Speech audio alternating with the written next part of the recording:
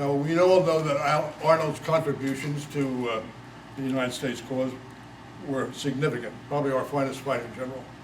But Arnold, of course, for a number of reasons, decides to go over to the British side. He becomes the head of the forces at West Point, of course, and he gets into the conspiracy to turn over West Point to the British and just escapes Washington as Washington is riding towards West Point, having been made aware of the documents taken off of Major Andre, the British spy, which points to Benedict Arnold as a traitor. But he just doesn't jump on that British ship and stay there. Something happens to him after the war and during the war. What happens to him is he becomes a brigadier general of British troops. Actually, troops drawn from traitors to the American cause, drawn from the American ranks, and also people who have been loyalists all the time and have more affinity for the British cause than the American. He gets a force of 1,600 troops.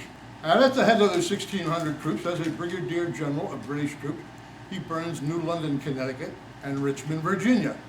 And while he's doing all this, he's now occupied with the British forces entirely, waiting to get paid for his duplicity at West Point.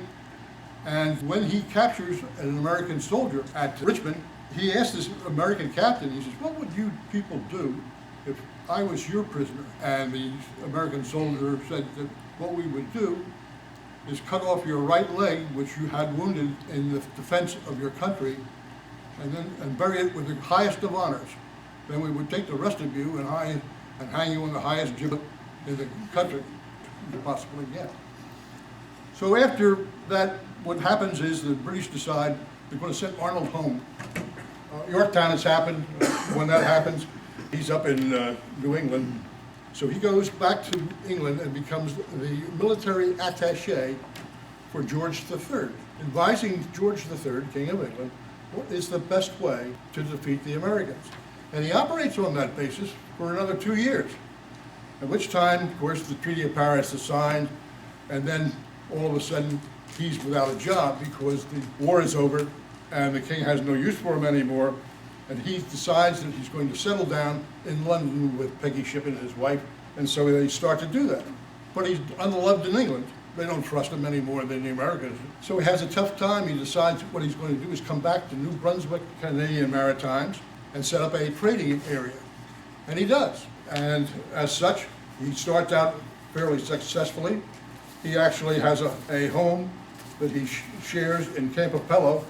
And there is a picture there of the house, very opulent. Also a picture of what that location looked like today, because after a while, the neighbors in that area dislike him so much that they come and they burn his house down. And so he decides that maybe he's not loved in New Brunswick anymore. He goes back to England and stays in England for the remainder of his life until he dies, and then he's buried in a small family plot right across the Thames River from London. His 3 sons out of the 7 sons that he had become brigadier generals in the British Army over a period of time.